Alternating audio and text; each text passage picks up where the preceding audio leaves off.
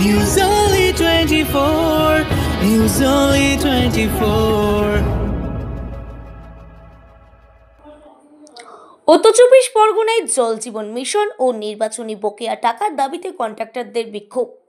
উত্তর চব্বিশ পরগনা জেলায় পিএইচ কন্ট্রাক্টর অ্যাসোসিয়েশনের জল জীবন মিশন এবং লোকসভা নির্বাচনের বকেয়া টাকার দাবিতে অবস্থান বিক্ষোভ। গত পঞ্চায়েত নির্বাচন থেকে শুরু করে লোকসভা নির্বাচন এবং জল জীবন মিশনের কাজের জন্য প্রাপ্য টাকা দীর্ঘদিন ধরে বকেয়া রয়েছে বলে দাবি করেন কন্ট্রাক্টররা। এই বকেয়া টাকা না পেয়ে তারা পিএইচ এর এক্সিকিউটিভ ইঞ্জিনিয়ার ডিভিশন অফিসের সামনে জমায়েত হন। প্রায় শতাধিক কন্ট্রাক্টর এই বিক্ষোভে অংশ নেন এবং তাদের প্রাপ্য টাকা দ্রুত পরিশোধের দাবি জানান। কন্ট্রাক্টরদের দাবি, উত্তর চব্বিশ পরগনা জেলায় প্রায় 170 জন কন্ট্রাক্টরের 500 কোটি টাকারও বেশি বকেয়া রয়েছে। এর মধ্যে 117 কোটি টাকার বিল ইতিমধ্যে আপলোড করা হয়েছে, কিন্তু তা সত্ত্বেও টাকা পরিশোধ করা হয়নি। বকেয়া টাকা যদি না পায় তাহলে আগামী দিনে তারা আরও বৃহত্তর আন্দোলনে নামবেন। তবে এই বিষয়ে পিএইচ এর এক্সিকিউটিভ ইঞ্জিনিয়ার দীপায়ন রায় কোনো মন্তব্য করতে রাজি হননি। কেন আসলাম? আমাদের উত্তর চব্বিশ জেলার বেশিরভাগ ছোট ছোট ঠিকাদার কন্ট্রাক্টর, তারা অর্থনৈতিক জ্বালায় দীর্ঘদিন ধরে ভুগছে।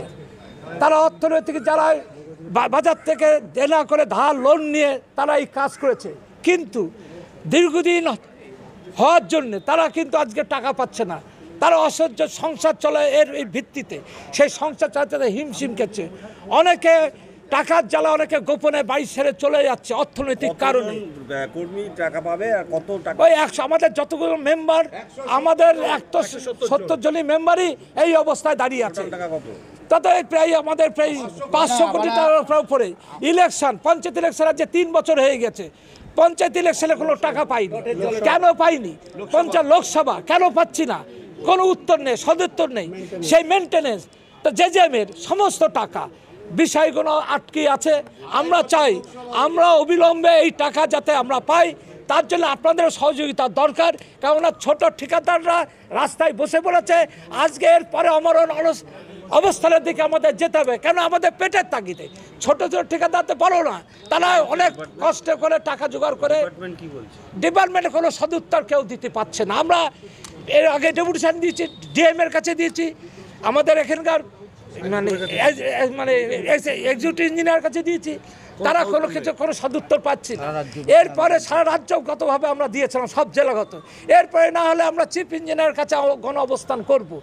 তার জন্য আমাদের যা যা আন্দোলন করার ক্ষেত্রে যে পরিকাঠামো দরকার সেটা আমরা করব। কারণ আমার নাম প্রবীর কুমার মণ্ডল, বাড়ি বনগাঁ। আমাদের যে জল জীবন মিশনের কাজগুলো আমরা করি দীর্ঘদিন ধরে, সেই টাকা পয়সা সমস্ত বিলপত্র পড়ে থাকা সত্ত্বেও পেমেন্ট হচ্ছে না বলেই আজকে এই আমাদের অবস্থান বিক্ষোভ যেতে বাধ্য হলাম। এর আগের দিনও আমরা একটা ডিএমের কাছে স্মারকলিপি দিয়েছিলাম, এখানেও স্মারকলিপি দিয়ে একটা অবস্থান বিক্ষোভ করেছিলাম। এছাড়াও আমাদের গত 2 বছর আগে পঞ্চায়েত ইলেকশন, তার সমস্ত পেমেন্ট এখনও অবধি স্তব্ধ হয়ে আছে। তারপরে লোকসভা ইলেকশনের বহু টাকা আমাদের সব ঠিকাদারদের পাওনা, এখনও অবধি একটা পয়সা কোনো ঠিকাদার পাইনি। তা সত্ত্বেও আমরা যে ঘর ঘর জল, যে জল জীবন মিশনের যে টাকা, সেই টাকা আজকে 1 বছর ধরে, গত বছর লাস্ট কোয়ার্টারে টাকা অ্যালটমেন্ট হয়েছিল সেন্ট্রাল গভর্নমেন্ট থেকে, তারপরে এখনও পর্যন্ত 1 পয়সাও অ্যালটমেন্ট হয়নি। সেই অবস্থায় আমাদের কাজকর্ম চালিয়ে যেতে আমাদের খুব অসুবিধা হচ্ছে। তা সত্ত্বেও আমরা কাজকর্ম এখনও যেগুলো সামনে আর্জেন্ট বেসিসে যে কাজগুলো না করলে নয়, প্রত্যেকটা বাড়িতে জল পৌঁছে দেওয়ার সাথে সেই কাজগুলো আমরা করতে বাধ্য হচ্ছি। তারপরেও কতজন আপনারা এরকম আছেন যাদের আমাদের সারা জেলা জুড়ে 150 কম বেশি ঠিকাদার, এবার তার সাথে আরও যে ঠিকাদার যারা কাজ করে মাঠে লেবার, সামনে ঈদ, এই মুহূর্তে টাকার অ্যামাউন্ট এই মুহূর্তে আমাদের বারাসাত ডিভিশন 117 কোটি টাকার মতো বিল আপলোড করা আছে, আরও বাকি আছে, প্রচুর বিল পড়ে আছে। তা সত্ত্বেও 117 কোটি টাকার মতো আনুমানিক বিল আপলোড করা আছে। তার মধ্যে গতকাল একটা খবর পেলাম, এখন এসছে কিনা জানি না, 14 কি 13 কোটি টাকার মতো বারাসাত ডিভিশন পেয়েছে।